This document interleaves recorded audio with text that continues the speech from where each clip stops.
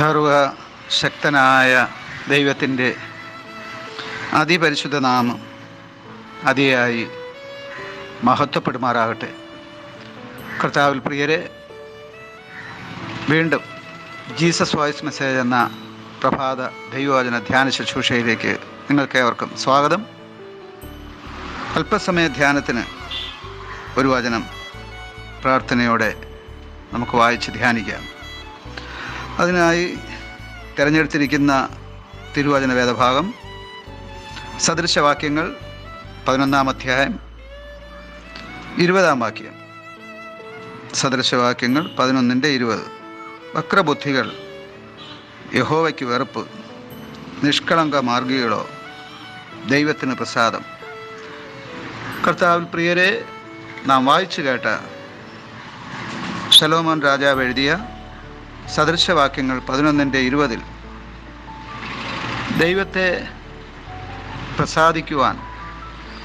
ദൈവത്തെ പ്രസാദിപ്പിക്കുവാൻ ആവശ്യമായ ഘടകമാണ് നാം കാണുന്നത്.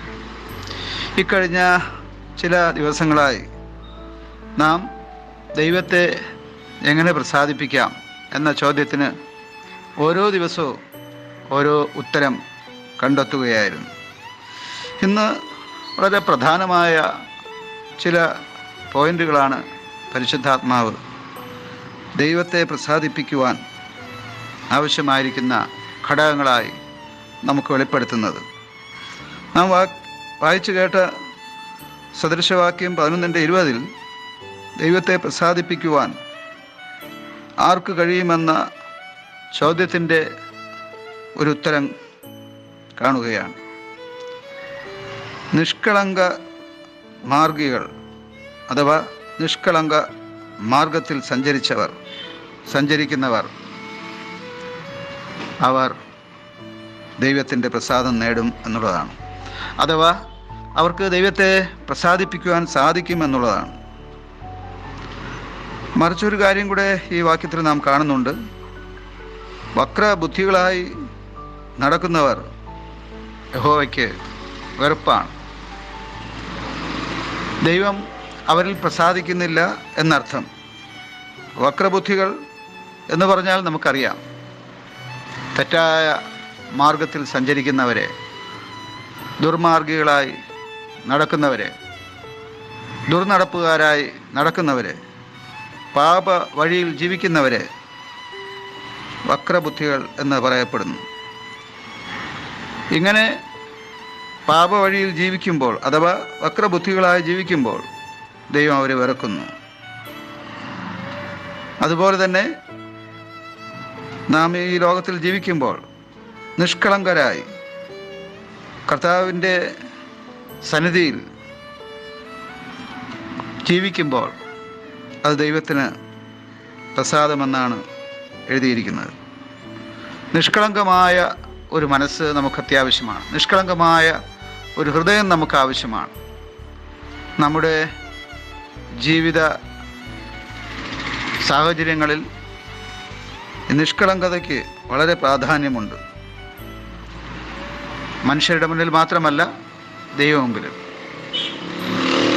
ഇന്ന് പലർക്കും പലരെയും വിശ്വസിക്കുവാൻ കഴിയുന്നില്ല എന്നുള്ളതാണ്. അവരുടെ വളരെ ആകർഷിക്കുന്ന വാക്കുകളിൽ ചതി ഉണ്ടായിരുന്നു എന്ന് പിന്നീടാണ് അവർ മനസ്സിലാക്കുന്നത്. നിഷ്കളങ്ക മാർഗികളായി നാം ജീവിച്ചാൽ അത് മനുഷ്യർക്കും ദൈവത്തിനും പ്രയോജനമുള്ള അനുഗ്രഹിക്കപ്പെട്ട ഒരു ജീവിതാവസ്ഥയ്ക്ക് കാരണമായി തീരും. രണ്ടാമതായി സദൃശവാക്യങ്ങൾ 12-2 ഇങ്ങനെ പറയുന്നു: ഉത്തമൻ യഹോവയോട് പ്രസാദം പ്രാപിക്കുന്നു. ഉത്തമൻ എന്ന് പറഞ്ഞാൽ അതിൻ്റെ അർത്ഥം എന്താണ്? നന്മയുള്ള ഒരു മനസ്സിൻ്റെ ഉടമ. നന്മയുള്ള ഒരു മനസ്സിൻ്റെ ഉടമ. ഇത് ദൈവം ആഗ്രഹിക്കുന്ന ഒന്നാണ്. നമ്മുടെ മനസ്സും ഹൃദയവും തിന്മ കൊണ്ട് നിറയുവാൻ സാഹചര്യമുള്ള ഈ അന്ത്യകാലത്ത് നാം ജീവിക്കുമ്പോൾ നാം ഉത്തമന്മാരായി അഥവാ നന്മയുള്ള മനസ്സിൻ്റെ ഉടമകളായി ജീവിക്കണമെന്ന് ദൈവം നമ്മെക്കുറിച്ച് ആഗ്രഹിക്കുന്നു. അങ്ങനെ നാം ജീവിച്ചാൽ അത് ദൈവത്തിന് പ്രസാദകരമാണ്.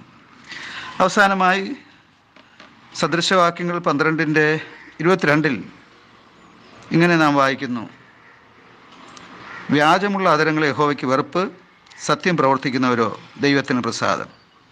അവസാനമായി ഇവിടെ പറയുന്നത് സത്യം പ്രവർത്തിക്കുന്നവരിൽ ദൈവം പ്രസാദിക്കുന്നു എന്നുള്ളതാണ്. അതെ, സത്യത്തിൻ്റെ വിപരീത പദം അസത്യമാണ്, കപടം.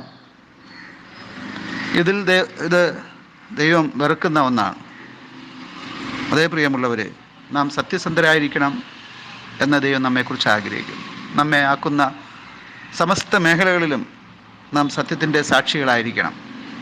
അതിന് വലിയ വിലയുണ്ട്. അങ്ങനെ നാം സത്യത്തിൻ്റെ സാക്ഷികളായിരുന്നാൽ ദൈവം നമ്മിൽ പ്രസാദിക്കും. അതെ, നിഷ്കളങ്കമാർഗികളായി, ഉത്തമന്മാരായി, സത്യം പ്രവർത്തിക്കുന്നവരായി ദൈവത്തെ പ്രസാദിപ്പിക്കുവാൻ ദൈവത്തിൻ്റെ പരിശുദ്ധാത്മാവ് എല്ലാവരെയും സഹായിക്കുമാറാകട്ടെ. ആമേൻ, ആമേൻ.